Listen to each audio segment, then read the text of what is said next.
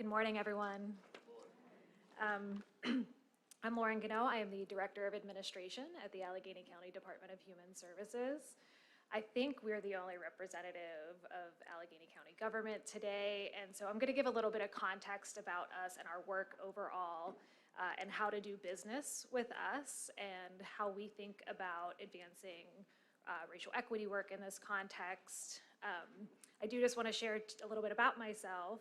I am a boomerang. I'm from the Mon Valley. I'm McKeesport Area High School, class of 1996. Opportunities took my husband and I to Washington, D.C. and New York for the last 20 or so years, but we came back and bought a house about a year and a half ago, and I've done human services work for most of my career.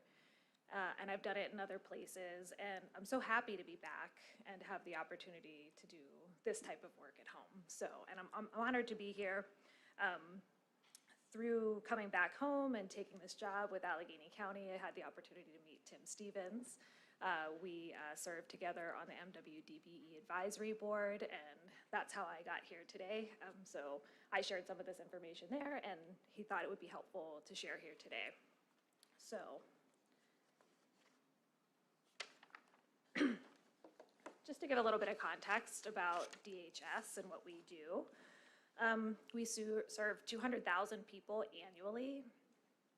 We provide family strengthening and youth programs, child welfare, and we are responsible for the homeless system, behavioral health services, supports for people with intellectual disabilities and autism, older adults, jail diversion, re-entry programs, crisis supports, and violence prevention.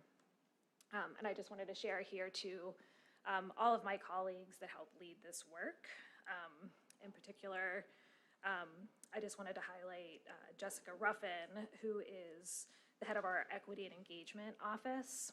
I'm going to talk a little bit about our overall mission and vision and values. But I do just want to talk about how the Office of Equity and Inclusion leads our racial equity work at DHS. You know, we are committed to creating accessible, culturally competent, integrated, and comprehensive services. And you know, OEE leads that work, but we as leaders at DHS are also responsible for advancing that work, as is everybody at DHS. We do quite a range of things to support the advancement of this work. One thing I just wanted to mention is we are a member of the Government Alliance on Race Equity. And this is a network of 350 jurisdictions at the forefront of local and regional government work to advance race equity. And so through our membership in GAIR, we have lots of tools and resources that we access, and sort of the approach there is we look to normalize our race equity work, to get organized, and to operationalize. And that's a lot of what I get to do every day with my colleagues from the Office of Equity and Inclusion, and I'm so happy I've got a few people here with me, and so I've got Jessica Burdick, Nanika Hawthorne, and Demetrius Baldwin. And so those are folks that I would encourage you to connect with as well today. But you know, through my career working in local government, a little bit closer, there we go. Ooh, okay, that's better. But I just have to say that through my career working in local government, even in Washington, D.C. and New York City, I feel like I have a wealth of resources available to me here in Allegheny County, and the support and partnership that I get from the folks in the room today and the Office of Equity and Inclusion, or sorry, Equity and Engagement, are just really phenomenal in helping to move the work forward. And in terms of some other things, just generally in terms of our race equity work at DHS, we also provide a range of training and support to our staff on both race equity and sexual orientation, gender identity, and gender expression. So that's a little bit about how we're moving the race equity work forward at DHS and who we are. So, and in terms of what we do, so I talked a little bit about the specific programs, but in terms of like our mission and our goals, we want to help people during their most vulnerable times and prevent crisis in their lives. We want to help children and youth grow up safer and healthier, and assist adults in living more securely and independently. And we advocate and support services so people can thrive.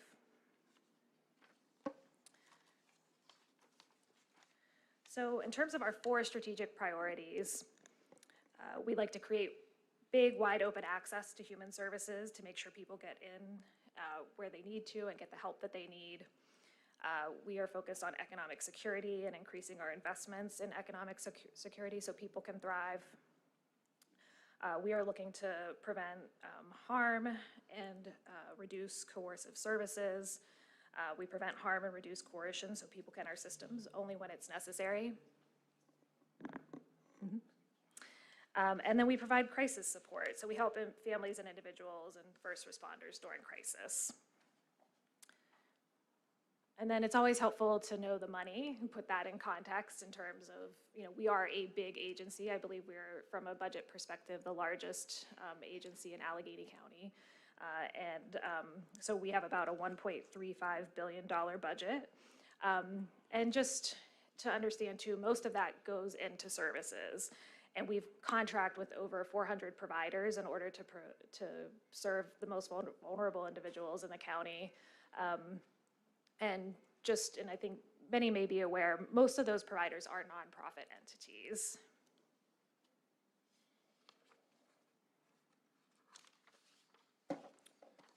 And so in a little bit more, just in terms of how those expenses break out, the majority of the services that our expenses are related to are behavioral health and child welfare, but also in our other categories of services, including aging and developmental supports. So now just to talk a little bit more about actually doing business with us. I am the Director of Administration, and so in addition to HR, I'm also responsible for finance, contracts, and procurement. And so I work with a very small but very effective team that leads our procurement process. And so there's a few different ways of doing business with us.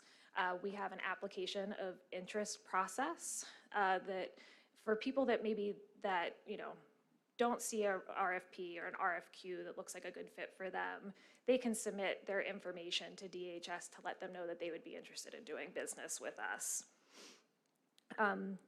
The majority of the way that we do business, though, is through the formal solicitation process. And in some of the considerations there for us and how we structure this process and what we try to achieve, we're really looking to ensure that we procure high-quality services that meet all of the goals that we set and that I talked about earlier. We have lots of different funding sources, and government funding sources come with a lot of strings, and so we need to make sure that we are meeting all of the requirements of our various funding sources. And we're also looking, in some ways to mitigate risk to the county. And so with that comes requirements that different vendors and providers have to adhere to, like insurance requirements, and I'll talk a little bit more about that. But what we try to ensure through our solicitation process is that there is transparency and that there's fairness. We often use the procurement process to re-envision how we're delivering services and make sure that we're getting innovative and creative ways of serving the community. We also are looking to strategically improve quality programming through our solicitation process. And of course, we're always looking to meet our state and federal requirements from a funding perspective. So in terms of what the process includes, we publish all of our opportunities online, and I'm going to talk a little bit later just about how we do that. We actually have a new website coming out soon. We've got scoring protocols, we have evaluation committees, and one of the ways that we make the process inclusive is that we include people with lived experience on our evaluation committees. So oftentimes we try to identify people who have experienced the services themselves so that they can help in selecting vendors that will provide that service going forward. In terms of some of the other ways that we're trying to make it more inclusive, like I said, we have the diverse representation on our evaluation committees. We make sure that they are widely publicized. We have pre-solicitation conferences so people can come and ask questions and figure out if an opportunity is right for them. And then in terms of once the selection is made, We are always looking for ways to improve our business process to make it easier for people to do business with us. So just as an example, I mentioned insurance requirements. We have a waiver process and we do an evaluation, and we are able to grant waivers for certain insurance requirements if it isn't really necessary to do business with us. And we are always looking for ways to streamline things. Another example of how we streamline things to make it more easy for community-based organizations to work with us is we've streamlined our new provider application to make it much shorter, and so that the documentation requirements aren't as onerous. And we're always looking for creative ideas and ways to reach out to the community. And I know, and going back to our application of interest process, this is another way for us to really reach smaller community-based organizations that may not have the capacity to go through a full RFP process. So we are always looking to make sure that the people that we work with look like the communities we serve. And sometimes this is a really good option to start working with the community or working with the county without having to go through a full RFP process. So we currently have a lot of information about procurement on the DHS website, but we felt like it could be better organized, a little bit more accessible, and easier to use. So we are in a couple of weeks launching a new procurement website. And hopefully we'll be able to share that information with everybody here after the conference. In the meantime, if you're interested, you can go to our Doing Business with DHS site on the Allegheny County website, and you can sign up to get notified about all of our procurements. We use a system called Bonfire, and if you're interested in learning about the solicitations that we have coming out, you can just enter your information and you'll get all of those notifications. So I just would like to thank everybody for having me today. Thank Tim again for inviting us to be here, and my information is here. If anybody is interested in following up or has questions about doing business with DHS, I'd love to talk more. Thanks.